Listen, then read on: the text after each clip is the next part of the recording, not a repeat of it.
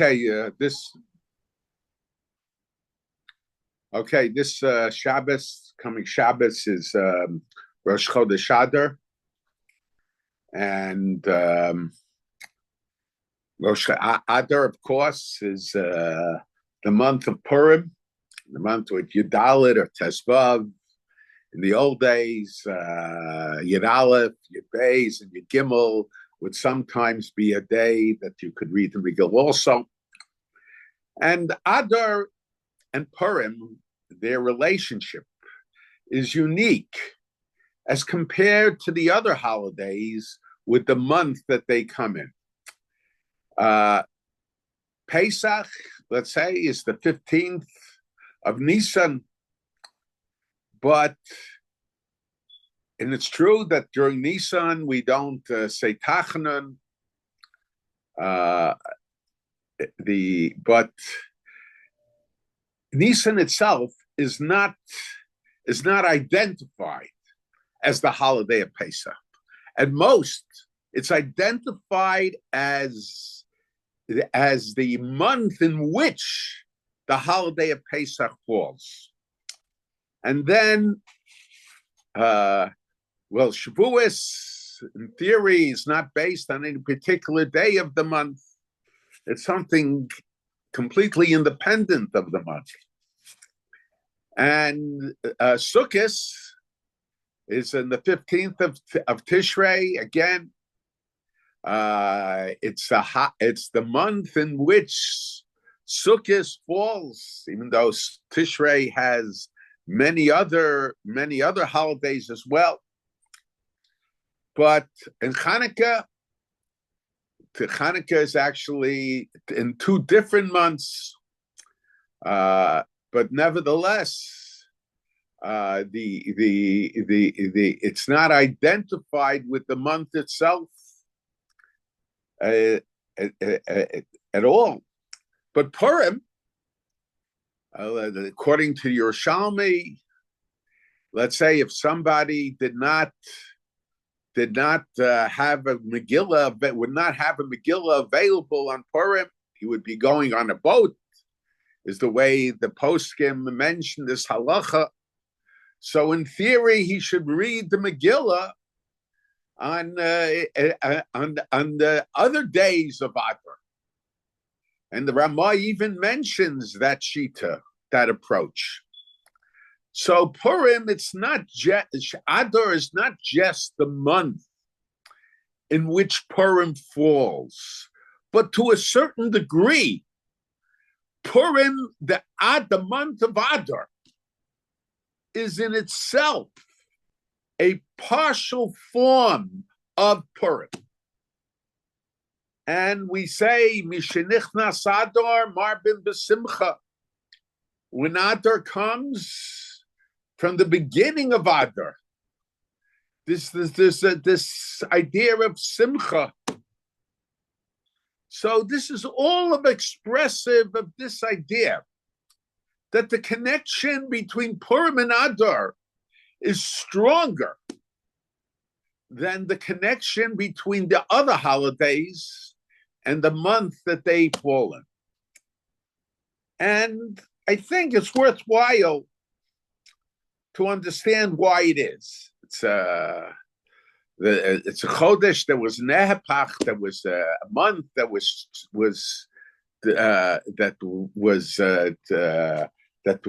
turned into a simcha.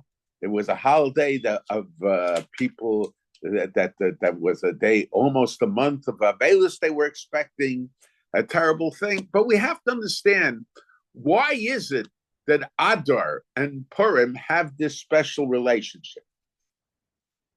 And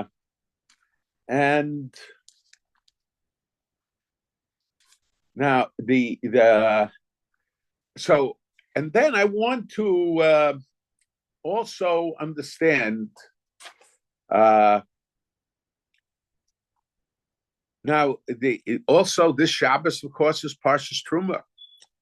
Parshas Truma talks about the Mikdash, about the Mishkan, Vasli Mikdash, V'shachanti B'socham. But but there is a connection between Purim, because Purim is the celebration of the destruction of Amalek. Haman Agogi, he was the descendant of Agog, who was the king of Amalek. And he had the attitude of a Amalek, lahashmid, laharog, laabed, is kol Yehudim. Very similar to the attitude that some of the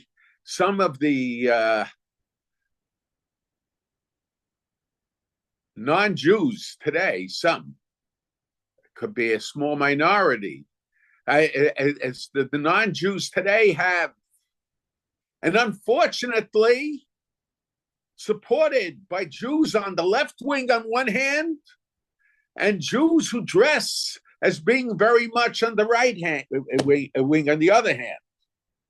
It's something that generations ago we couldn't have imagined. There were times, and certainly in the time of Chanukah, there was cooperation between elements of the Jewish people, the Misyavnim, and the enemies of the Jewish people of Yavan, of Syria. But now we're dealing with a situation today where they come and march together with those who would say, lahashmid, laharog, laabed, is kol Yehudim. They don't understand. They're marching against themselves. They're marching against their children. They're marching against their parents.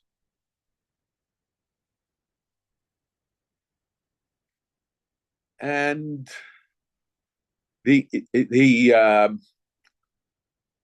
so Purim represents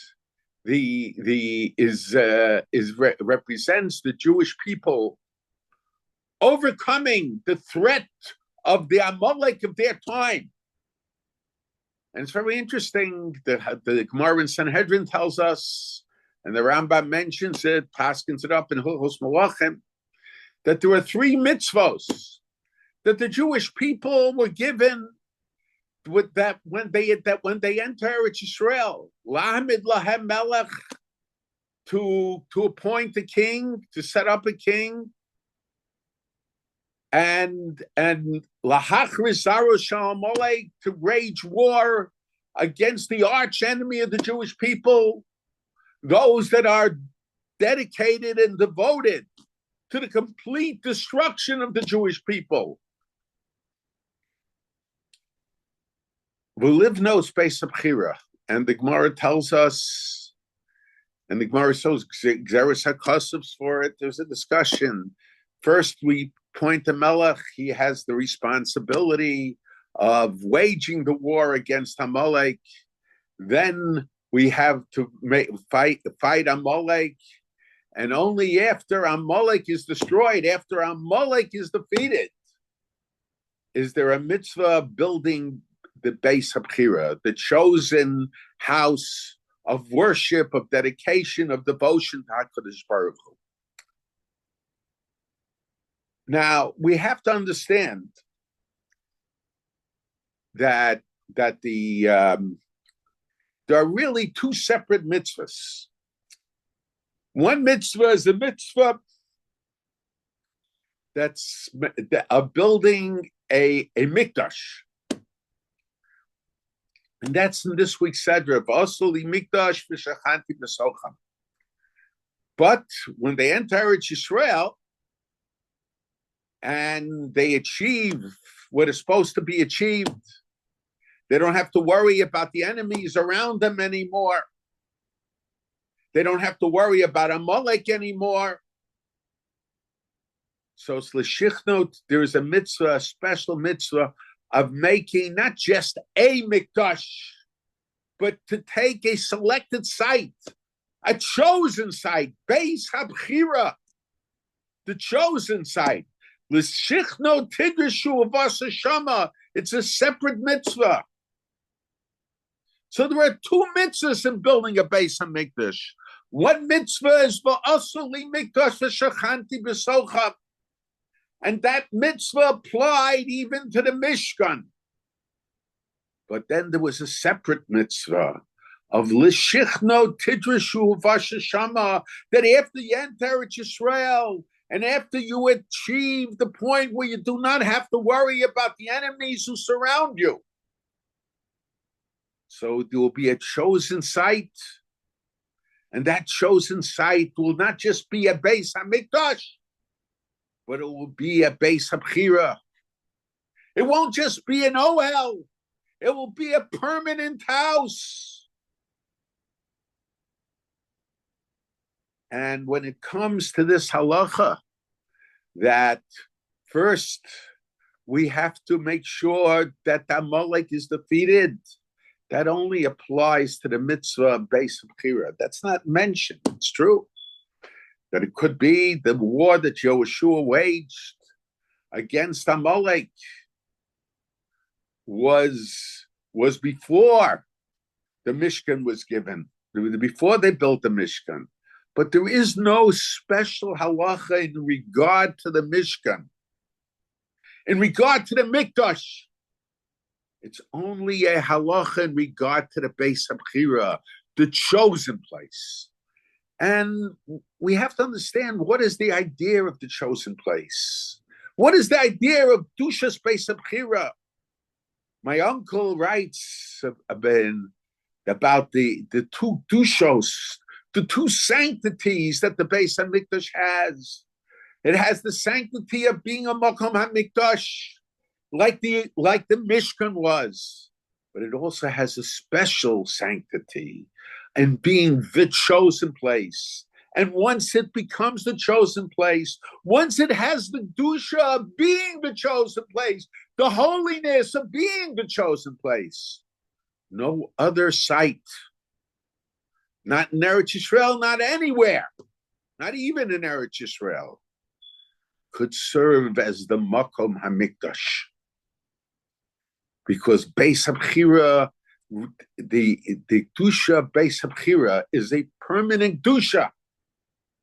And once that's the chosen site, you can't make a mizbeach. You can't make a mizbeach anywhere else. You can't build another Beis Hamikdash anywhere else. There can't be a Mishkan anywhere else, because this has the dusha of being the chosen place. So, question is, why is this halacha identified? And there are more than one answer to that question, but today I'm going to focus on one answer, one of the answers.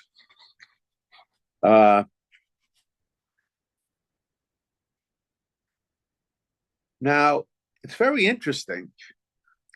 The halacha is the war that took place on Purim took place on Yud Gimel. But the Jewish people were aware that the tide had changed from months beforehand. Months beforehand, the Jewish people were aware. And we know that usually when it comes to the beginning of a month, and there's a special event during that month, whether the event is one of happiness and joy, or the event is one of sadness, the days of the month were counting to the expected event, regardless of the nature of the event. To a certain degree, we have come to this almost the last stop. And now we're going forward to this point in the calendar. And when we take a look, so the war was on Yud Gimel Adar. but they knew months beforehand. And they knew months beforehand that they had the support of Achashverosh. They knew months beforehand they will have the ultimate victory. And I want to suggest, as strange as it may sound, that the Jewish people, when they were looking forward to that day, when they were focusing on that day, it wasn't so much a feeling of dread anymore like they had previously. It was almost with a sense of happiness. And Adar, the month of Adar, became a month of happiness. The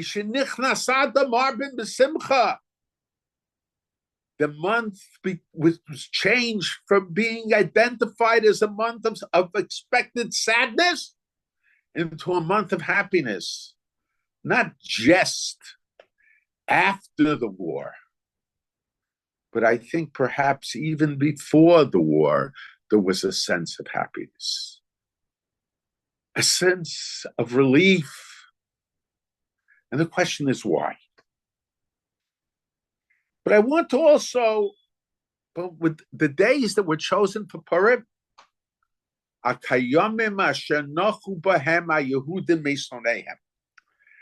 the days that the Jewish people were at rest from their enemies. So the war was in Yud Gimel. Esther asked Achashverosh that in Shushan that they should battle, they should be able to battle even on the 14th, and to kill more of the enemies of the Jewish people.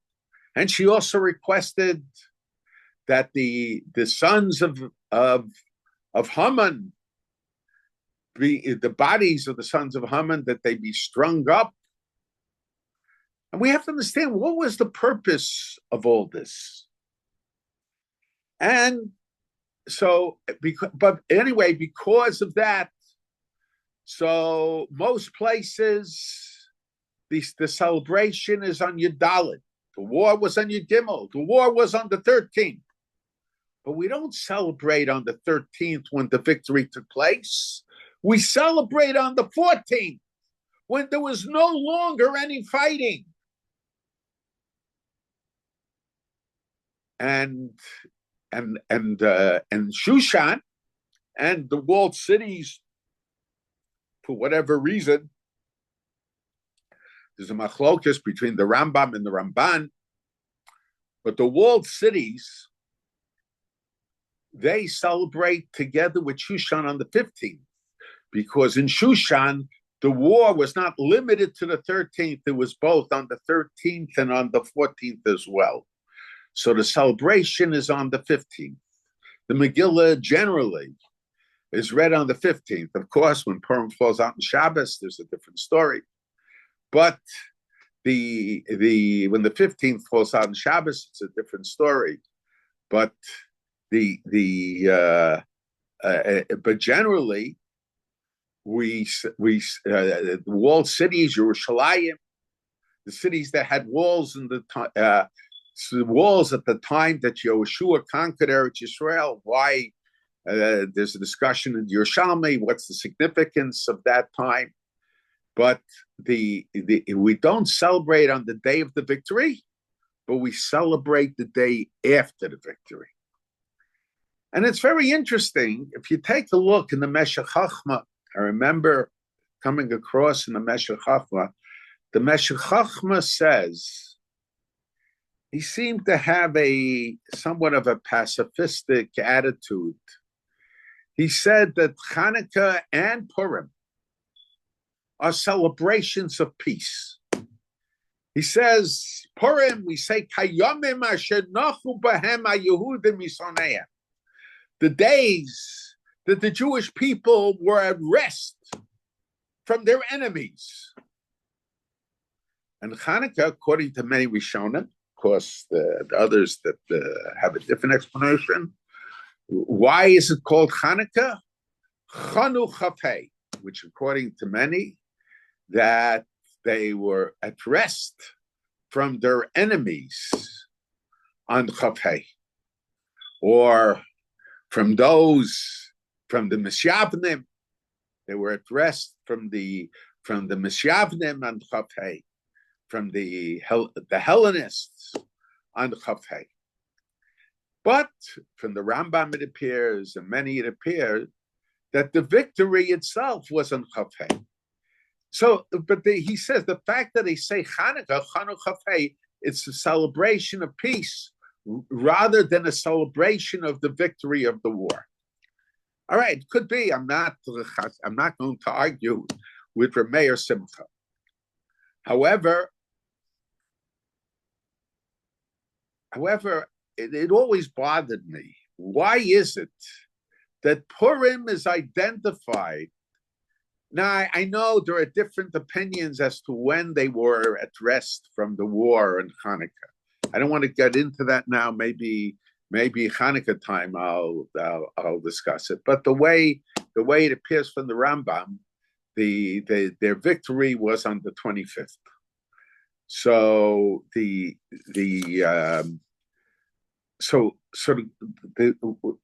it always bothered me. Why is it when it came to Chanukah, they celebrated, let it be the celebration of peace, Chanukah. But the celebration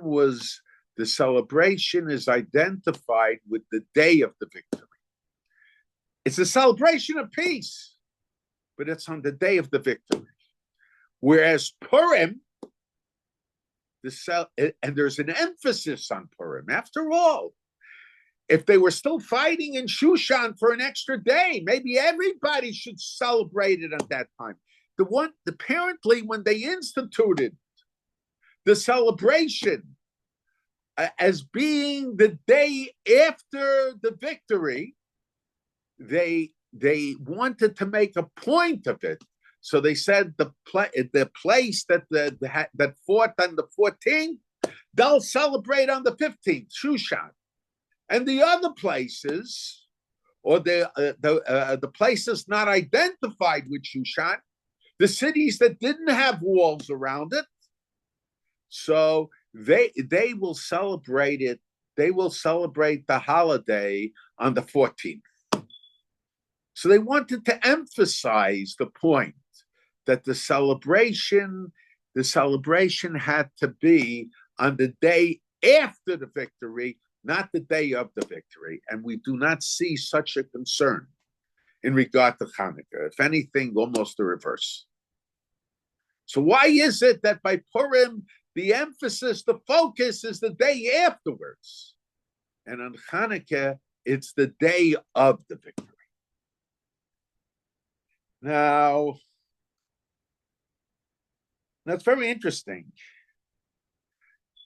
Purim is identified in the Hapoch. It was a complete overturn, a complete change. It wasn't just the victory. It was a complete change in the situation. Now it's true. When the Gemara discusses why we don't say Hallel on Purim, we say Akate Abdid Achashverosh. They were still part of, they were still under the rule of Achashverosh. When they left Egypt, they were no longer under the rule of Paro. But by Purim, they were still under the rule of Achashverosh. That's true. But Purim, I think, is a celebration. We talk about Esther and Mordechai and Achashverosh and Haman. But I think perhaps it's even more than all of that. It's the celebration of the Jewish people from Golus, the celebration of the survival of the Jewish people in Golus, in exile. And I think so. Now we encounter very often throughout our exile, time and time again, there were pogroms. There was all kinds of massacres against the Jewish people.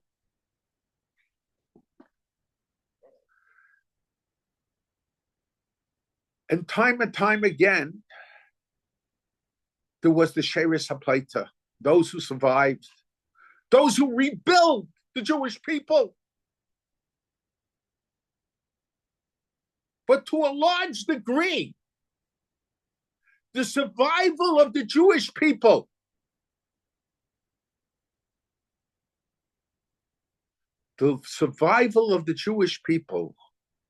was only just survival.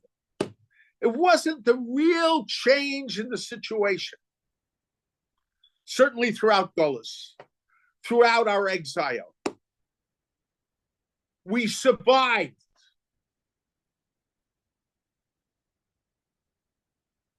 And even Chanukah, yes, the Chashmonaim were there. But the Chashmonaim, shortly afterwards, they brought in Rome. And we all know what happened with Rome entering Eretz Yisrael. I'm not finding fault with anybody. Chanukah Pei. They were at peace on the 25th of Kislev.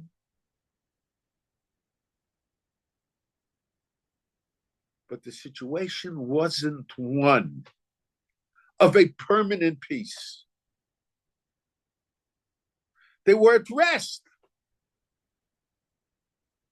There wasn't a complete change in the situation. There was a complete change, perhaps, in terms of the Misyavnim. There was a complete change that the Greeks, although the war continued to a large degree, it was a different sort of war. Perhaps they were no longer, for the most part, they were no longer fighting the Misyavnim, the Hellenistic Jews. It was just Yavan, it was just Syria. There were differences, but there wasn't a real change in the situation. Certainly from a military standpoint, certainly from a safety standpoint. Yes, they had good years, but they always had to be on guard. They had to be on guard. They had to please Rome, and Rome wasn't easy to please. And however, Purim, even though Hakatei Avdei Achashverosh Shanan, but the situation changed completely. The situation changed completely. It was v'nahapochu, not just in the fact that the Jews were victorious, and that is what Esther wanted. Why did Esther want one more day of war? Why did Esther want a public display of Haman and all his sons? Why does the Torah tell us,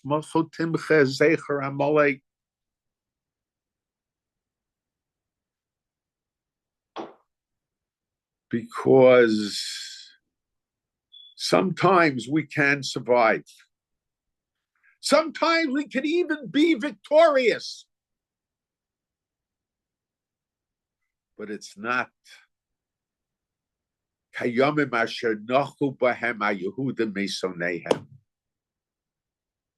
it's not that we are at peace from our sonim. Purim represented the idea that it wasn't just Chanukah Pei. It It wasn't just a temporary situation.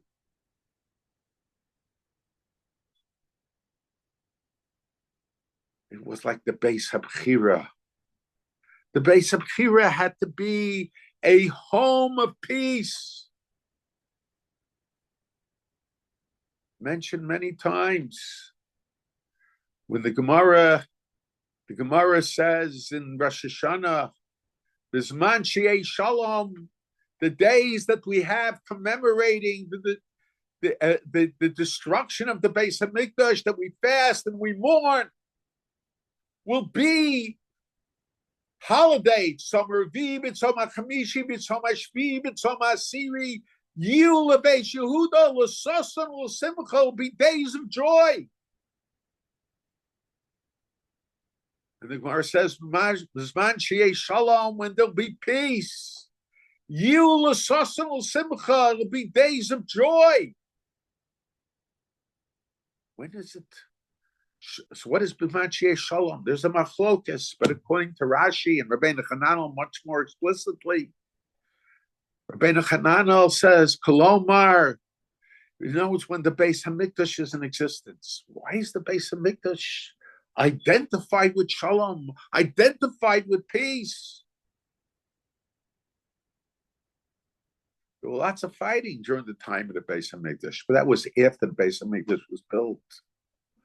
But the Beis HaMikdash is called the house of peace because in order to build the Beis HaMikdash, you need to have peace. When did David HaMelech ask the Navi for permission to build the Beis HaMikdash? When was Heniach Hashem Mikol Oyevav Misaviv? When HaKadosh Baruch Hu gave him rest from all his enemies, from Amalek and all those who followed the philosophy and the ideology of anti-Semitism of Amalek. So the Beis HaMikdash is identified according to Moshe Hashanah. The Rambam has a different opinion there. But why is it identified? Because a prerequisite for the Beis HaMikdash is Shalom, is peace. He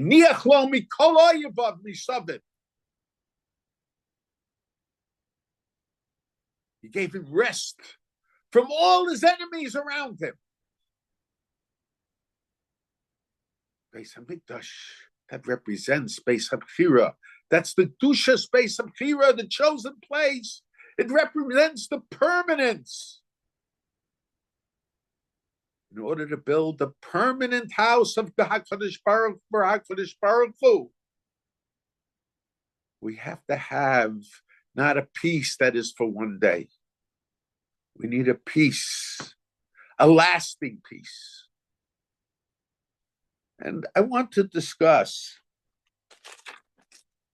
to a certain degree, and my grandfather would always say, Bakei Shalom v'Ratfehu, which everybody interprets, search for peace and run after it. My grandfather, I've mentioned it many times, Bakei Shalom v'Ratfehu, search out the peace, v'Ratfehu, and only then run after it. What is the problem? What is the problem we're facing with Israel? What is the problem that we face for since the establishment of the state with its relationship, or call it the friendly relationship, with the United States?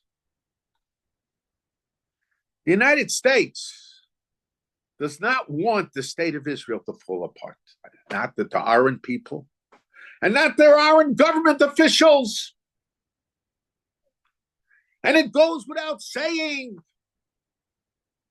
that the UN, that calls itself the Organization of Peace, and they are partners with the Amalek of today.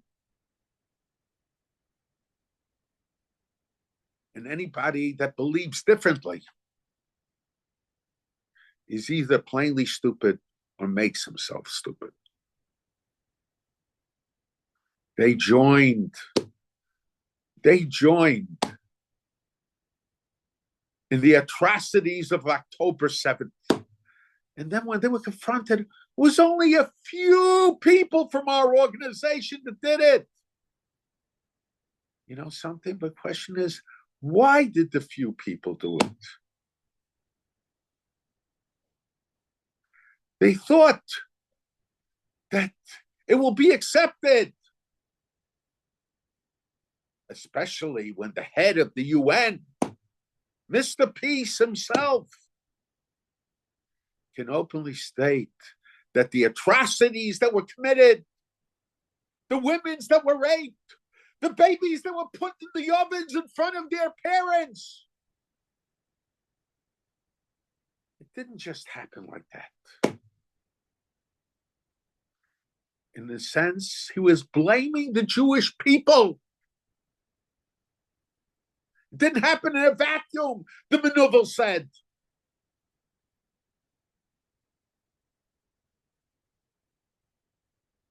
He was blaming the Jewish people for the atrocities that were committed against them.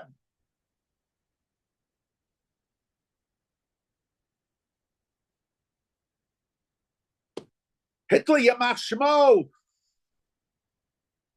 had a minister of propaganda. Sinwar didn't need a minister of propaganda. The UN was his minister of propaganda.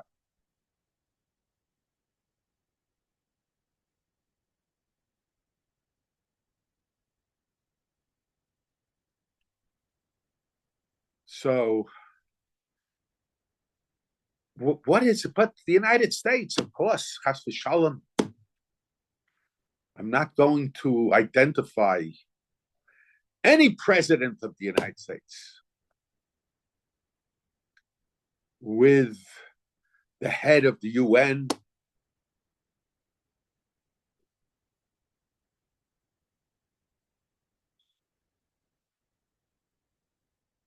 the propaganda minister, Hamas. I'm not even going to identify the president. Maybe his choice for president might have had that same attitude. The former president, even him, I don't know how much responsible he is for what took place, or those that were behind him with that same attitude. But the history of the presidents of the United States, the best of them,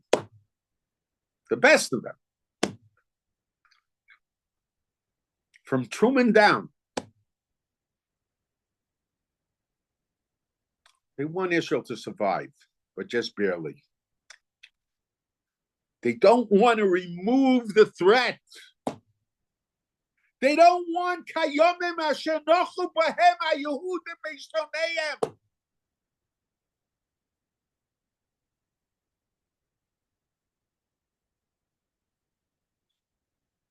They want just Chanukah that day. Let's end the war. All these people who scream about the war in Russia with Ukraine, and then they don't talk. They talk about peace. They don't talk about ceasefire. They want to make sure, I've heard over and over and over again, that we want to make sure that Russia isn't going immediately to go into Ukraine again after there is an agreement.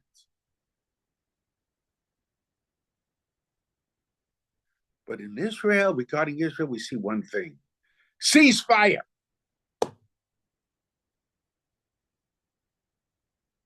In other words, today. But you can go in. They openly say, we want another October 7th. And even those who are demonstrating in the United States are looking forward to another October 7th.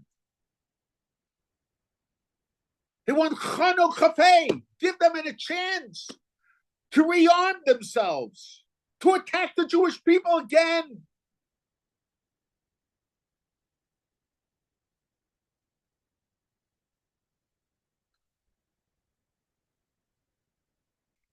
There can't be peace unless it's Bakei Shalom, a peace that checked out. What are the guarantees? Not that the guarantees are worth anything either. You know, I always mention, I heard from my father that there are, brought down in Svarim, that a person has to study history. Shah.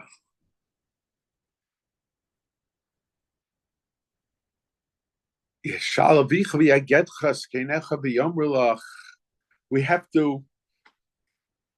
to learn. We have to learn the history. We have to learn the history of the world. It's not a course in history that we have to have. But Hazinu,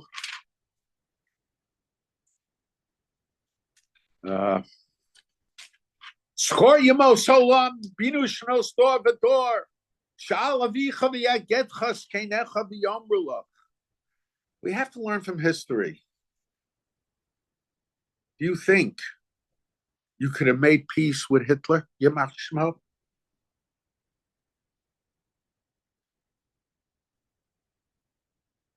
You think you could trust Hitler, especially in regard to the Jews?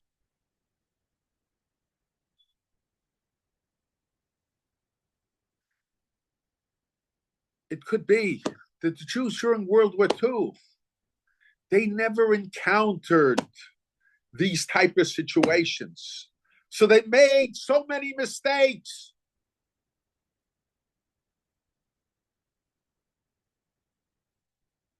How many Jews were told to stay put? How many Jews were discouraged from leaving Europe?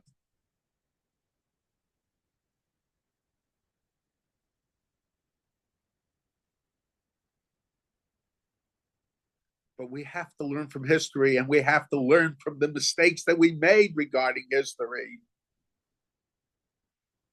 Bakei Shalom Feu, search out the peace. What do we do in a situation when but as the years pass by between the Holocaust and now, people are forgetting. And we don't have the Skanim anymore. That generation is gone.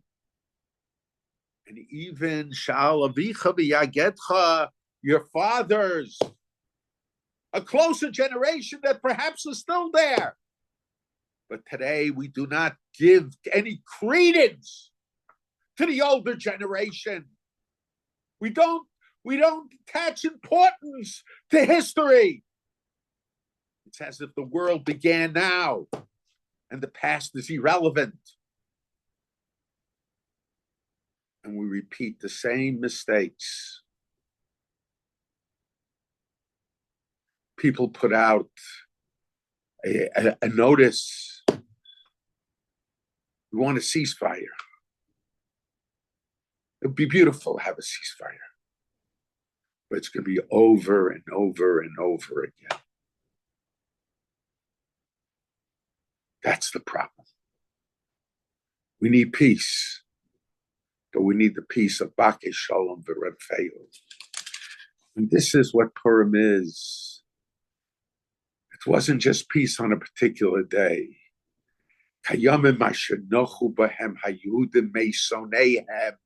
When their enemies weren't around anymore to attack them. Meisonehem, the elimination of their enemies. Not everybody was in awe of Yisrael. But Esther said, give me one more day. I want to eliminate the Sonehem.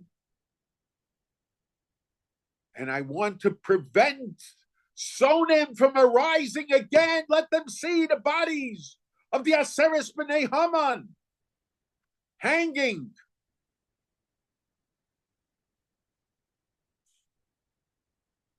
This This is the challenge that confronts the Jewish people today. And those that are marching, some of them perhaps with good intention, but the problem is we're not thinking about the future. We're only thinking about the present. And Zchor Yemos Olam demands of us that we look at the past to see the future.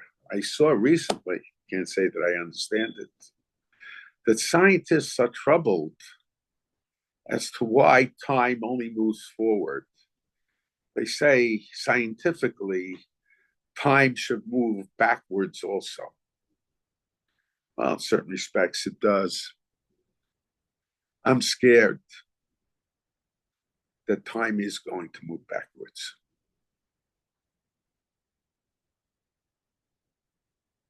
We need to have that confidence that the Jewish people had when Rosh Hashanah came.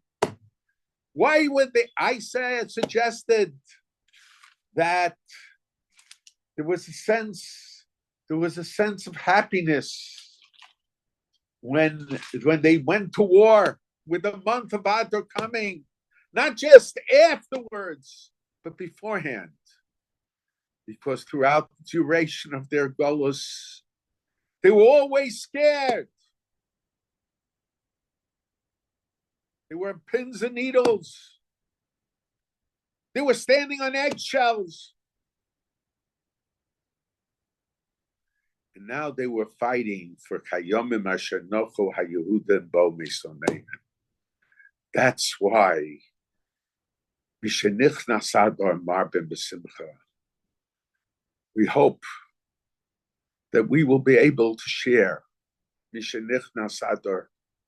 We'll be able to share that simcha, not just of Chanu b'Chafei, but Nochu Mesonehem, that we should be free from our enemies, not have to worry about our enemies.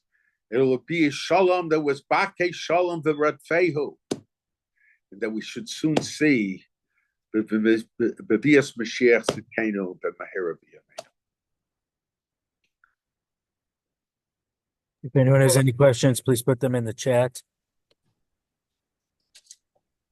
I have a question. Even it's a little bit off topic, but after the events of last week from Israel, I know with Parsha Zachar, which isn't this week but next week, we're not allowed to take do Nakama, the attributes of Hashem's left hand, without the Navi letting us. Is it a problem to have? That doesn't apply. That doesn't apply where we're attacked. Soras Midyan Kitsarim Haim Lachem. We can't habar lahar kub, hashkem lahar go.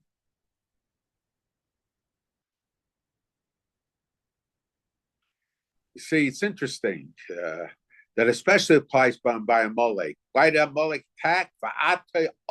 You're tired. So hashkem lahar go. You have to always be in a situation where it's hashkem lahar go.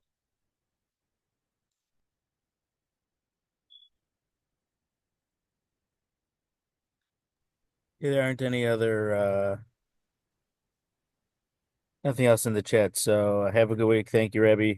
Okay, you're welcome. Oh, wait, just a second.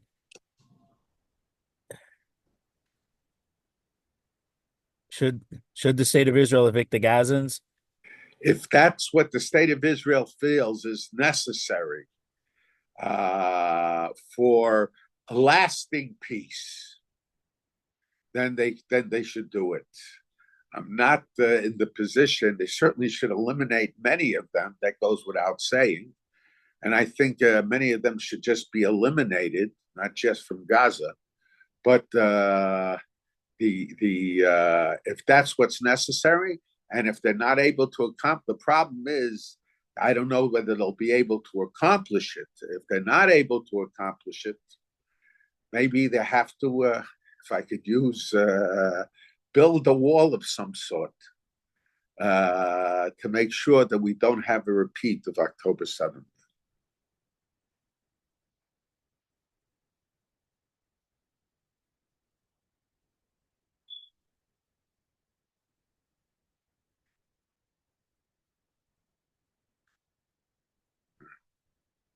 Anything else? No?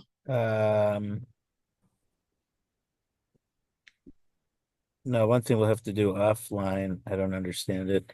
Okay. Have a good week. Thank you. Yeah, okay, you too. Okay.